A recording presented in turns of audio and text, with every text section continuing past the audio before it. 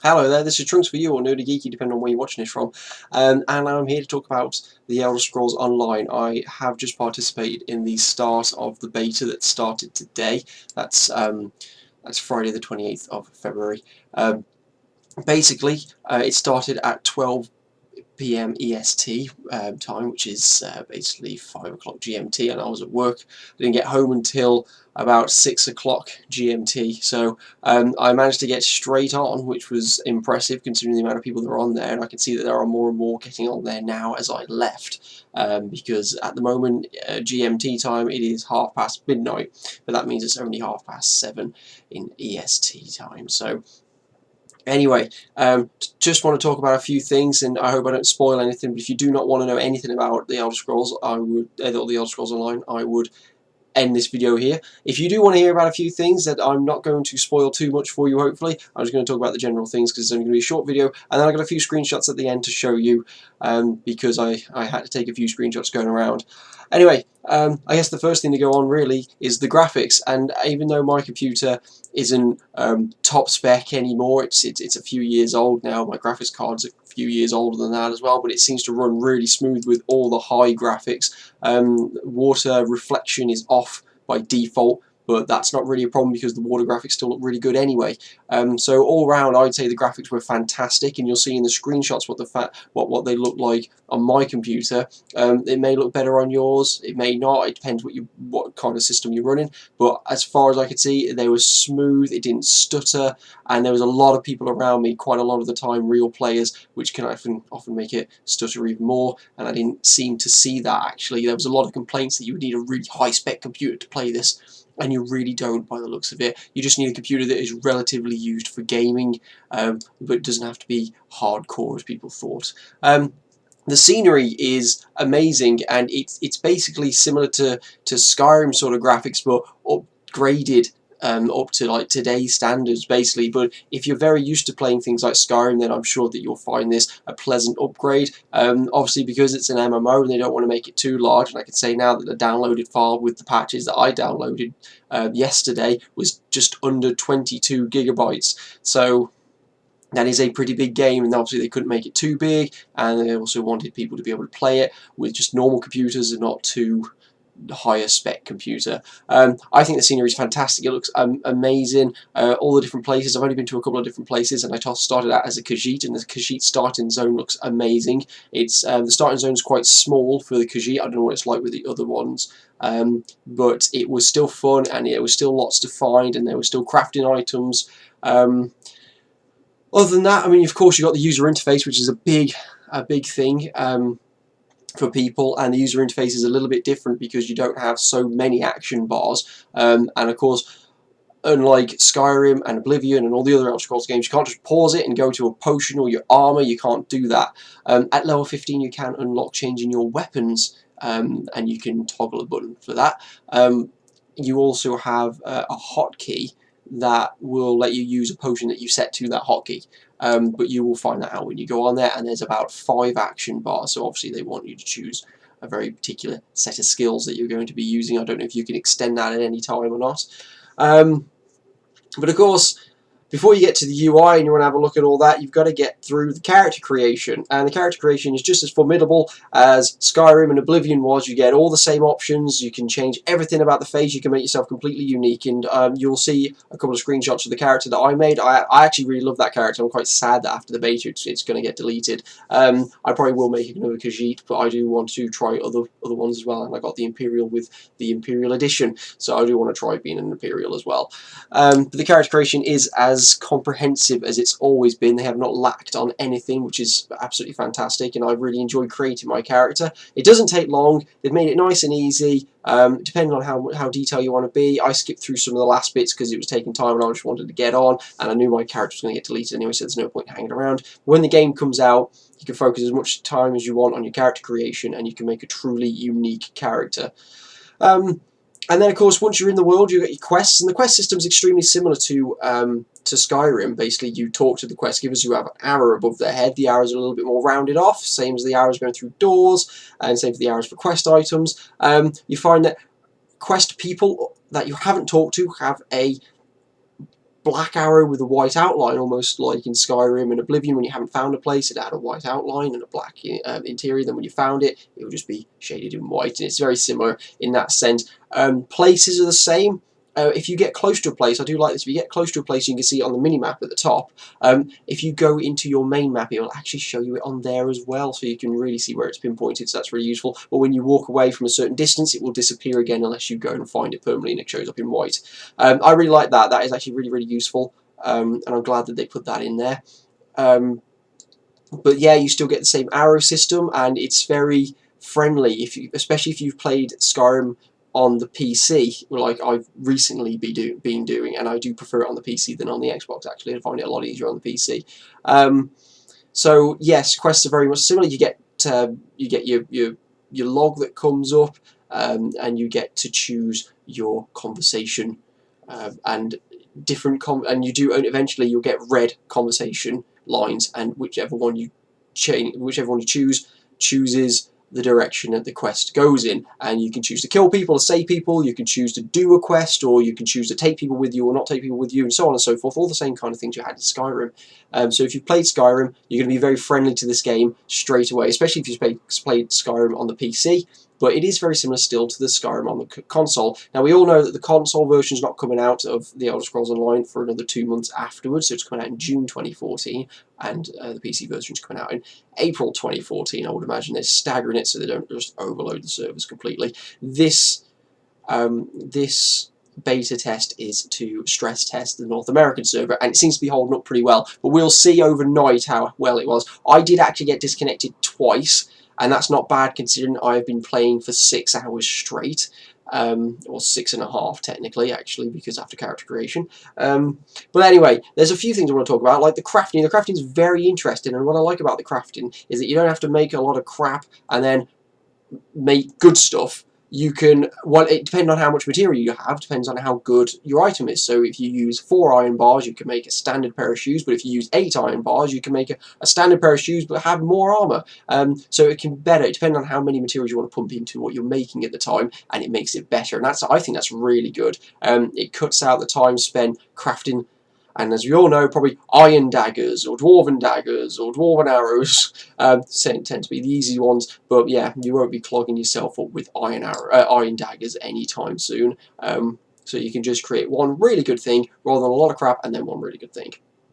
The lock picking is very interesting, and there are lots of chests around, and just like in Skyrim and Oblivion, they will dump them in very sort of innocuous places, so you can have a hunt around. Fine, I went to the end of a beach, the very end, and right at the end there was a nice little chest, and it had a green heavy armor chest, and it had a nice enchant on it, and very useful. Chests are brilliant because you tend to get a green pretty much every time in there. I'm already wearing a green, and I was at level 2. I actually only got to level 6 before coming off, but I was thoroughly enjoying it. But the lockpicking is actually a mix between Skyrim and Oblivion. You've got the tumbler system again, where you can use your lockpick and click the tumblers. You click them down now. What you do is you softly press them until they wobble, and then you let go when they wobble, almost like you would let go to not break your lockpick in Skyrim when it wobbles. If the tumbler wobbles and you don't take your lockpick off, you will break your lockpick. Obviously, because you can't just save it and reload the game, lockpicking is a little bit more intense than it used to be. Also, because they give you a time, and the time's about 20 seconds, if I remember rightly. It could be a little less, but it's at least 15 to 20 seconds. And that's basically, once that runs down, you have to wait a few seconds to try again. But of course, if other people around you, you don't want to waste your time. I got used to it very quickly. If you've played Oblivion and Skyrim, you'll get very used to it very quickly. If you've just played Skyrim, you might want to get used to the tumbler system. It might take a little longer. If you've only played Oblivion and not Skyrim, you may just want to pull your finger off a little bit faster the next time. It's very quick, very easy to get used to. So I've already got the achievement for robbing over 10 chests. That's really good. Talking about robbing, I haven't actually been able to steal anything yet, but you can still root through people's possessions, and they don't seem to mind. Bookcases, you don't have to read every book, you just read the entire bookcase, and it actually tends to up one of your skills, which is really good. If you find tables that you can open, if they're already open, they're going to be empty. And that's great because if a pot or a chest or a drawer is open, it means it's empty, and it's a very good visual way to show, so you don't have to go through rooting every room. If they're not, and you do go rooting through them, you can take what there are. It's usually just lockpicks, but every so often there's a book. I actually managed to find a blue tome, a lore tome, which I was very, very happy about because they unlock certain perks in the game. So yeah, and overall, it's really, really interesting. I've only explored maybe 1% of the game, if that. I haven't explored all the crafting. I haven't even crafted anything yet. The crafting's a little bit more complicated than it used to be. That's going to take some time to get used to, I think, because I've not got the materials that I need yet. The banking system's really good. You've only got 30 slots for your bank, but that's 30 stacks of anything, and I can't see anything that's mounted up into one whole stack, and I think it could be infinite for each stack. So if you've got 30 iron, then that's just one stack, not 30 stacks, and you've got 30 places in your bank, but your bank is shared across all your characters. So even though it seems that you've got a diminished bank, at the same time things will stack up, and you can share materials, and you can share weapons, and you can share armor. So if you find something good on one character that's good for the other, you don't have to send it through any kind of mail system. Stick it in your bank, and your other character can come along and they can just pick it out of the bank. And I think that's actually really, really useful. I think it's done in another game as well. I can't remember. My brother's been playing, but it is very useful, and I'm looking forward to using that. Your bag has 50 slots, and again, the same way, 50 slots. You know, a sword is one slot, an axe is one slot, 10 iron ore is one slot. So you can actually fill a lot in. I didn't even fill up my bags, and then I went and vended it. Vending's nice and easy. You've got a buying tab and a selling tab. Your perks and your talent tree is very interesting, and you may have seen the videos before because they have brought out a nice video explaining it. It's very easy to get used to, very simple, very much like Skyrim, but in the sense of what you do, but it doesn't look like Skyrim's kind of talent tree system. So of course there's that initial shock of seeing something that's completely different. The look of the game, the feel of the game, it feels like an Elder Scrolls game. It really does. It feels like an Elder Scrolls game, but there's lots of people around and you've got lots of things to do. If you're expecting it to be Skyrim but with people around you, it's not. It doesn't feel like Skyrim. It feels like a world, not an area.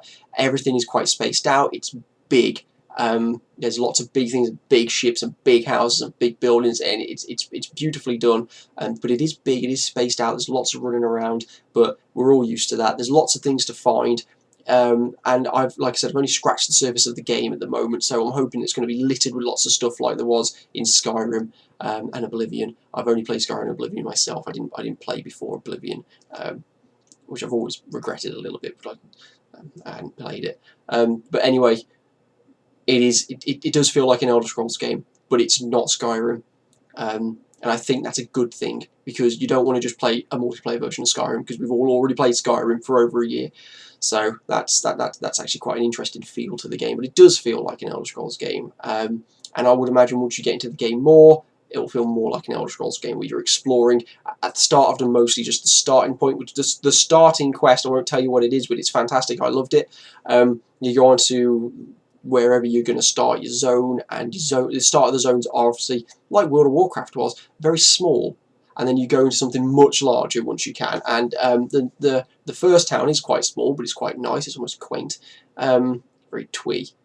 And once you go to your next town, it's a lot bigger. And it's very nice to see that size, because you see a lot of people running around because they're doing a lot of quests around there. And you do see a lot of people, even though obviously everyone's on one server, but they're going to be sort of sectioned off into different phases. And the phases do work. They're very smooth. They don't glitch. But glitches, it is the beta, there are going to be glitches. I saw someone moaning about the glitches today, saying all the game's going to be rubbish, what they can do in a month. They can do a lot in a month, that's why they bring the beta out, to be honest with you. Most people, most game producers, like the people who make World of Warcraft, they patch up every week, and I would imagine that they're going to be the same in the Elder Scrolls Online. You're probably going to patch it once a week, so in a month they can actually do a lot. They will patch out all these glitches. The biggest glitch I found was a user interface glitch. Now, I found that when you talk to someone, sometimes it can get stuck on them, and you won't zoom back out so you can run around again. Or you'll be selling to a vendor, and you suddenly won't be able to sell or buy anything, or you're putting things in your bank and they won't go in your bank anymore. And that is due to a user interface error. If you get that error, type in the chat box reload UI, all one word, reload UI. Do not put /stuck. I put in /stuck at first because in Star Wars it zooms you around. You put /stuck in, it will kill you, which I guess is useful in some instances, but you do take durability when you die. So your armor and everything does have durability, so you will have to get that fixed. I actually haven't had it fixed yet because I've been changing it quite regularly. But at the moment, I already nearly accumulated 1,000 gold, so getting money isn't that difficult, but things are expensive. You can move from what they call waystone to waystone, and that costs, at the moment, it costs me about 49 gold. I'm sure that's going to go up as you get further along. I don't know, it may stay the same. But at the moment, it's 49 gold. And when you started, like, 49 gold, that's all I've got. But I came out from the game. I actually bought a couple of things and I still got about 600 gold. So paying 49 gold every so often for a waystone isn't that much. Any other glitches that I've seen? Not a lot, really. Like I said, it kicked me off a couple of times. You got the UI glitch, the user interface glitch. That's about it, really. The odd crate that I couldn't have a look in, but the crates tend to hold nothing anyway, and if they do hold something, it's usually some kind of food. It's not anything particular. You can have a route through if you want, barrels and crates, as you could in any of the other Elder Scrolls games. Overall, I would say that, considering I just played the beta, it is a fantastic game, and if the user interface glitch was fixed, which happened to me about 10 times while I was on it in about 6.5 hours. So obviously that's quite bad. It's quite a serious issue. And if all the other glitches are fixed, though I haven't seen any, I hadn't seen any quest glitch out on me. I didn't see any NPCs glitch out on me. I didn't see any problem with the graphics. Everything was smooth, and it was smooth. It was very smooth running and walking. I can't stress how smooth it was. It felt really nice to play. I'll stick some screenshots at the end of this video. There's only going to be a few screenshots. I took about 15, but I won't put them all on there. So yeah, the last few seconds of this video will be a few screenshots. Anyway, I hope you enjoyed this video. It was a bit rushed. It is now 20 to 12 because this video is a lot longer than I expected, but obviously I wanted to say a lot. I'm away this weekend, seeing my girlfriend, so I'll be away from my house, so I won't be playing it tomorrow. I may play it again on the end of Sunday, because I'm very much looking forward to playing it for a little while. Something the good thing about it being it ending on 12 AM EST time on Monday morning or Sunday night, or whatever you want to say, is I get to play it until I go to bed, because I'll be very, very much in bed before 5 AM on Monday morning, or at least I hope I am. But I do want to play it again. I absolutely can't wait till it comes out, and I'm very much looking forward to it. I hope you enjoyed this video, and if you want, you can leave some comments in the comment section below. Feel free to privately message me if you want me to talk about something. Feel free to check out my blog, and that's in the description below. Feel free to check out any of my other YouTube videos, and I am trying to keep this place updated. I hope you enjoyed this installment of the Elder Scrolls Online beta. It's the first beta I've ever played, and I can't wait until I get the full package with the early access and I can take lots of screenshots. And that leads me to just the one last point. Screenshot button doesn't work, so if you press a screenshot, you're going to have to put it in something like Paint or whatever editing software you've got, and save it manually. Bit of a pain, but it's not too much to worry about. I'm sure they'll fix that. If you want me to talk about something else, feel free to say. I hope this video wasn't too long. I didn't mean for it to be this long. I am very tired, so I'm going to go to bed. I will see you all later, and I hope if you have tried the beta, I hope you enjoyed the Elder Scrolls Online beta as much as I did. I hopefully will dream about it tonight, and in the morning I will mourn its non-existence for the day. Anyway, this has been Trunks for you, or NerdyGeeky, depending on where you're watching this from, and thank you very much for watching this video, and good night. Actually, after recording that video, I realised that I can't actually put screenshots at the end of this video on YouTube, so apologies for that, but the screenshots are on my blog, and that's in the description below. So if you do visit that, thank you very much, and again, thank you for watching.